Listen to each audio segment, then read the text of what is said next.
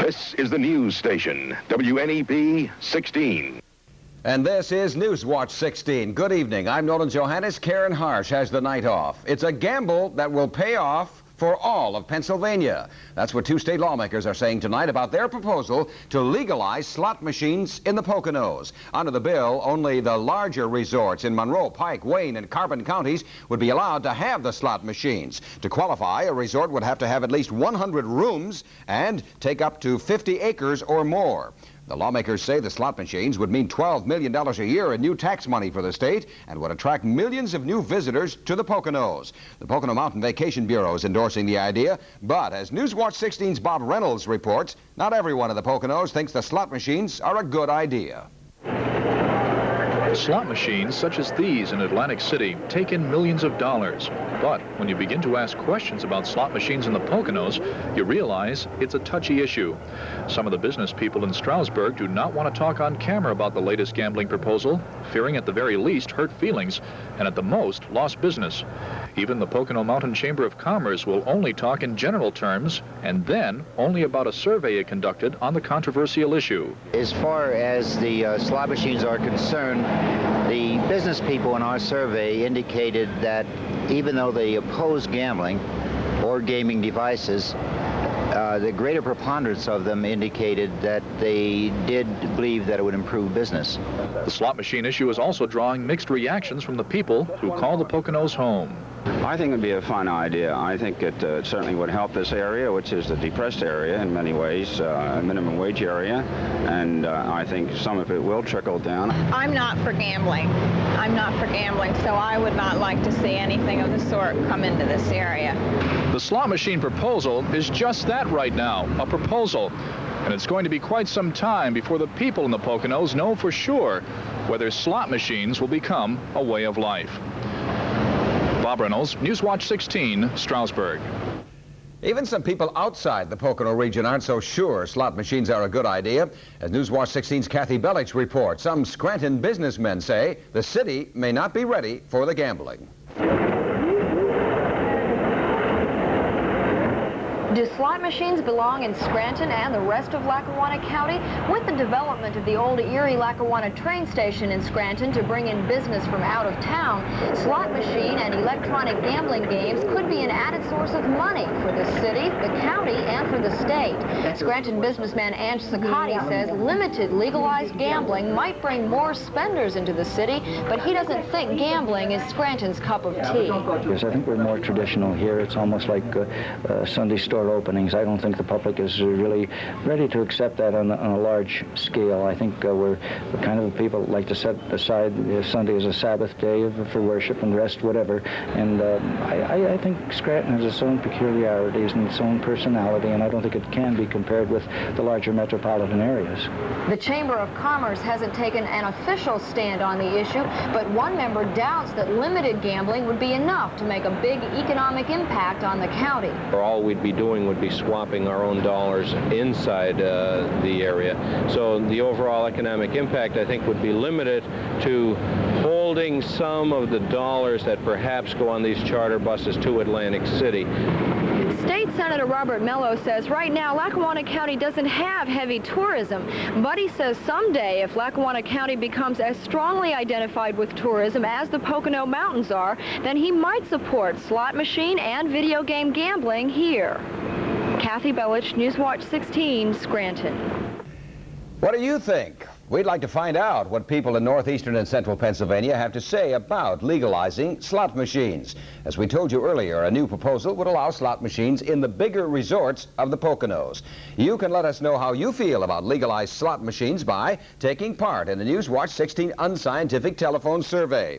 If you say yes to legalizing slot machines, you can call 1-900-210-0180. That's 1-900-210-0180. If you say no and are not in favor of legalizing slot machines, call 1-900-210-0188. That's 1-900-210-0188. Your call will cost you 50 cents, and you can until 9 tonight. We'll have the results on Newswatch 16 Update tonight at 11, and we'll repeat the numbers later in this newscast. The government's economic gamble seems to be paying off for the nation's car and steel industries. New government figures out tonight show production in factories and mines up more than 7% from a year ago. And the big three automakers are reporting big increases in their sales for the first part of this month. But despite the economic recovery, the news about jobs here in Pennsylvania isn't very bright. The government says Pennsylvania's jobless rate was up in June. The figure rose from 12.1% in May to 12.9%. Pennsylvania is only one of 21 states where the number of people out of work has gone up. But the government says the latest numbers are based on raw figures from unemployment offices and haven't been adjusted for normal seasonal changes in the job market. Still ahead, the fires that have some Luzerne County residents burning mad, and some people in Columbia County in tears. The stories when we come back. Go on a $25,000 shopping spree. Tonight at 7. Beginning in October, it's going to cost you more to protect your home against flood damage. The government is going to increase the cost of flood insurance. Newswatch 16's Bob Costantini is live now along the Susquehanna River in Luzerne County to tell us why the cost increase. Bob? Well, Nolan, as peaceful and as low as the river is tonight, most people probably aren't thinking about national flood insurance, but come October 1st, there's going to be another increase. The average homeowner, now what this means, the average homeowner will be an 8% increase coming on October 1st, and homeowners now paying $224 a year will have to pay $242. And it was just last June, June 1982, that the federal government increased the rates 50%. Also, one other thing, if you're planning on buying federal flood insurance after October 1st, for the people who may not have it here along the river, you will not have the same coverage as you did for items in your basement, such as furnaces and things like that. There are going to be some changes in the coverage, and you may not be covered if you get it after October 1st. Bob Costantini, live with the Instacam in West Pittston. Nolan? Bob, why do we have an increase now after that big whopping increase last year in June? Well, Nolan, we here in the Susquehanna Valley haven't had any floods for, well, since about 1972, really, any major floods. But there have been a lot of floods out west in Utah and Colorado, and it is a federal program. So basically, once the rates go up, say, in Utah and Colorado, they have to come up, of course, for all over the country. Okay, Bob, thank you. The state wants to find out who wants to move away from the underground mine fire in Centralia. Tomorrow, state officials will begin a door-to-door survey in the Columbia County towns of Centralia and Burnsville. They want to get an idea of exactly how many people do want to leave the area where the 21-year-old mine fire is burning. Last week, a majority of the residents of Centralia voted to relocate.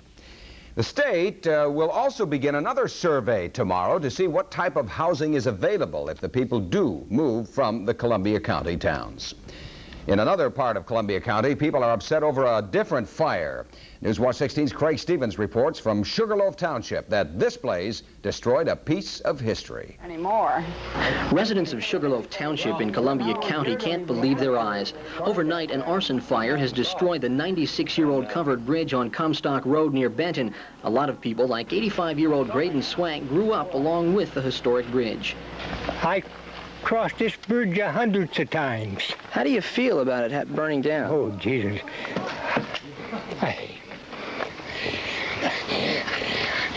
It's too bad. The 73-foot-long span was built in 1887 for $600. Over the years, it brought a lot of smiles and memories to those who crossed it. Now they feel hurt and betrayed by an arsonist. I didn't like it to burn down because we used to have a lot of fun here, riding over and getting some spring water and going off there and swimming underneath. Covered bridges is a part of Pennsylvania. It's a heritage thing, and I'm just sad that something like this would have to happen. We're losing so many of our beautiful covered bridges, and this is another tragedy, I feel. Firemen say the blaze was set despite a plaque warning of stiff fines for arsonists. Even though the fire is out, some tempers here are flaring. I'd like to crown the SOB that did it, because it's definitely arson, in my opinion anyways. To the people of this area, the loss of this covered bridge is more than a passing of history. It's the loss of a good friend, too. Craig Stevens, Newswatch 16, Sugarloaf Township, Columbia County. A fire in Luzerne County has some people hot under the collar tonight. As Newswatch 16's Mark Davis reports, the residents of an Edwardsville neighborhood are upset over a fire hydrant. They have a pumper, but... Peter Zablotny spent his afternoon waiting and wondering for an insurance adjuster to assess the fire damage to his Edwardsville home, and wondering if the fire here would prompt some action on getting a nearby fire hydrant working again. See, I'm just right down the road from there. If somebody down the street had a fire, they'd have to run it twice the distance. Now, if they get a hydrant there, it'll only be half. So if this is going to get a new hydrant there, let's get it there. This is the fire hydrant neighbors say hasn't been working for several months. A truck hit the hydrant, shearing off the top, leaving only a bent pipe coming out of the ground. It's also the hydrant that wasn't working when the Zablotny home caught fire just a short distance away. This is the fire hydrant that firemen had to use to get water up to the fire at the Zablotny house. But the problem with this fire plug is that it's almost 800 feet away from the scene of the fire. Frank Morgales is one of the people living in this neighborhood who thinks the hydrant has to be fixed. This is my home. I like to be protected too. I pay tax just as well as everybody else. Pennsylvania Gas and Water Company officials tell me now that fire hydrant should be replaced, and replaced very soon, probably sometime in the next couple of weeks. And that should be good news for the people living in that Edwardsville neighborhood. Mark Davis, Newswatch 16.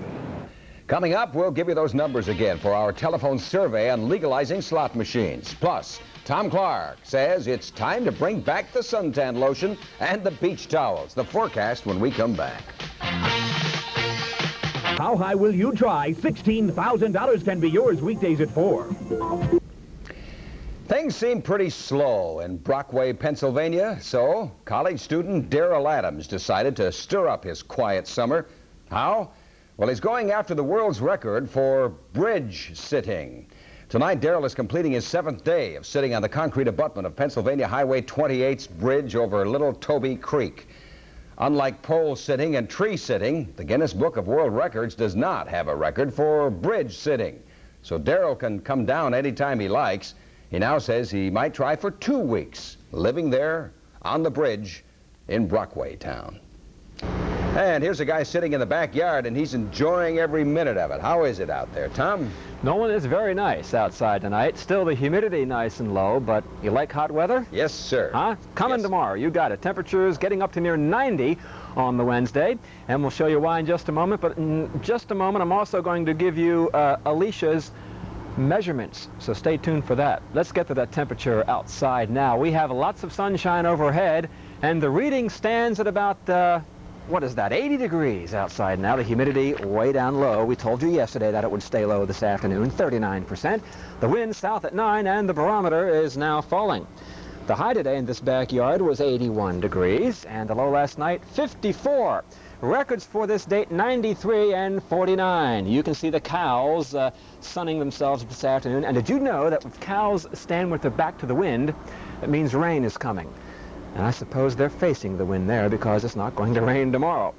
Now, Skywarn radar, the 150-mile sweep, it is dry once again. No rain or thunderstorms over all of Pennsylvania and New York, New Jersey, New England, and down in Virginia. It's a dry sweep tonight. But come with me down to the Gulf of Mexico, where Hurricane Alicia is now spinning away. You can see the center of the storm there, the first hurricane of the season. And the latest report just out off the wire tells me that the maximum winds in the center of Alicia now up to 80 miles per hour, with gusts up to 100 miles per hour. And that storm center is only about 200 miles south of Louisiana. It's moving towards the eastern coast of Texas, and hurricane warnings are out tonight for Hurricane Alicia, moving very slowly to the west at only about 5 miles per hour. So there it sits out in the Gulf of Mexico. The storm will strengthen as well over the next 24 hours. Let's go to the larger view. There's the storm down there. Here we have some clouds west of the Great Lakes, and that represents the next weather system to affect our weather in the form of some scattered showers and thunderstorms here along about Thursday as I see it now. But this dry air mass will keep us dry once again tomorrow. But there is more heat and humidity coming up from the southwest, so changes coming over the next couple of days. So our forecast for tonight looks like this. Clear skies overhead. There'll be a moon out there as well. A very nice evening.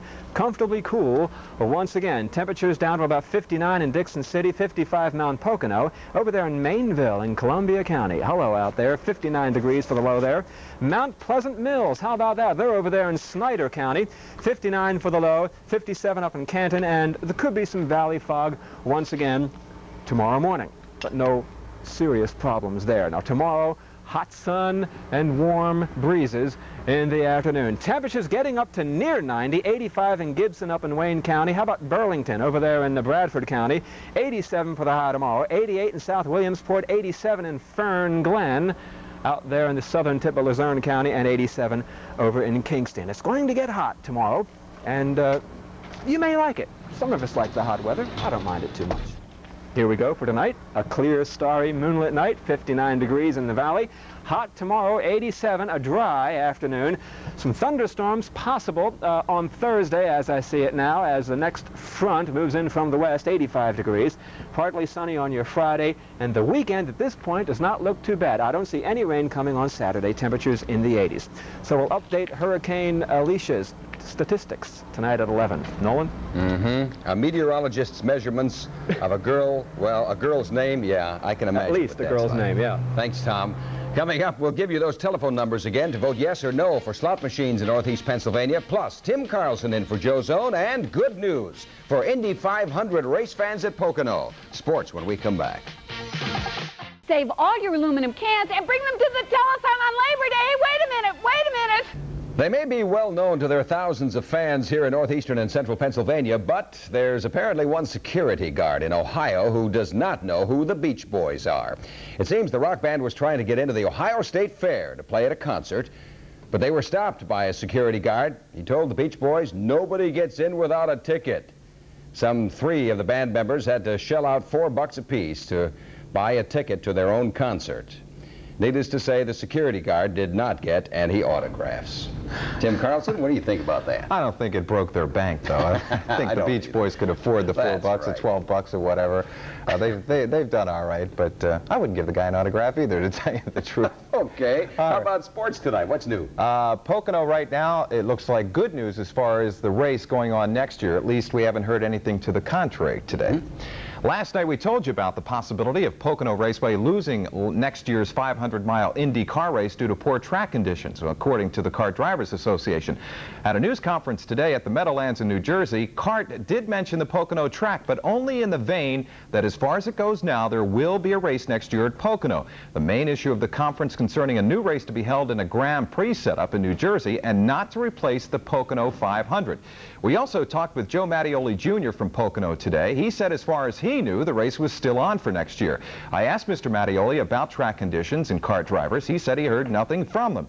But let's go back to Sunday. Take a look at these cars now in slow motion on the track.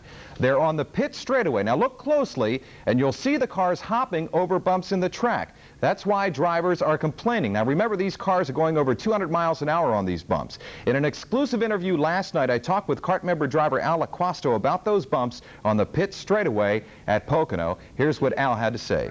They are delicate. And to run over bumps at the speeds that we run, a Grand National car runs about 150, 55, maybe 160 down the straightaway. We run 210 mile an hour. We were radared at that straightaway just Saturday and Sunday at the track. So at those speeds, it's dangerous to lose a half shaft and maybe take your life and somebody else's with you with the bumps on the track. A big part of Penn State's success last year was due to the fine offense, Todd Blackledge, the biggest part of it. And this year's team must find a new leader to follow in his excellence if they expect to do well. The chief engineer on Penn State's Express to #1 last year was Todd Blackledge, who many believe was the #1 quarterback in the nation. Whatever the situation, he responded with a calmness that was to become his trademark. Blackledge no longer wears a Penn State uniform. Dan Lonergan and Doug Strang are the 2 junior quarterbacks who are battling it out to try and fill the shoes of the man who led Penn State to its first ever national championship. Strang was #2 behind Blackledge last year, and Lonergan attempted 2 passes all last season. But both are optimistic about getting a chance to play. you know, experiences, I think, is very vital for a quarterback, and I think, you know, a quarterback's got to learn experience real quick in the first couple games, you know, in order for him to be a good quarterback. People are going to expect a lot of great things out of us early, and if we don't produce, they're going to be on our back, which is all, you know, part of human nature. But I don't think we're going to disappoint them. I think we're going to come around and, you know, do the job just as Todd did. Kenny Jackson was on the receiving end of many blackledge passes last year. He feels that the Lions will be strong with either Lonergan or Strang at the helm. I have utmost confidence in Doug and Danny, whichever one goes in there.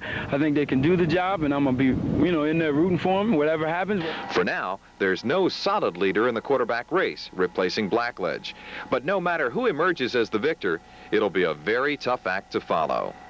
And Nolan will have more on the Penn State 83 Lions tomorrow night at 6. It's getting to be that time of the year. Yes, right? It is. See you later. Tim, thank you. Still ahead, we'll give you those phone numbers once again for our survey on legalizing slot machines. We'll be right back. Join up for the fight against muscular dystrophy. You said yes. Yes to legalizing slot machines in our area.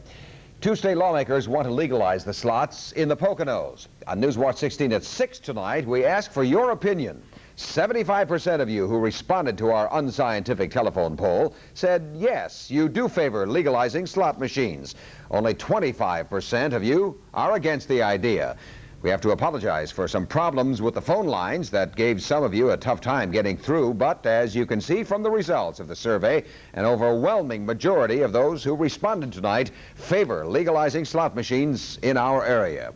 That's our report for this night. ABC's Nightline is next, with more on Klaus Barbie. And at 6:30 a.m., join Newswatch 16 this morning for the first news of the new day. For the Update team, have a good night. Thanks for being with us.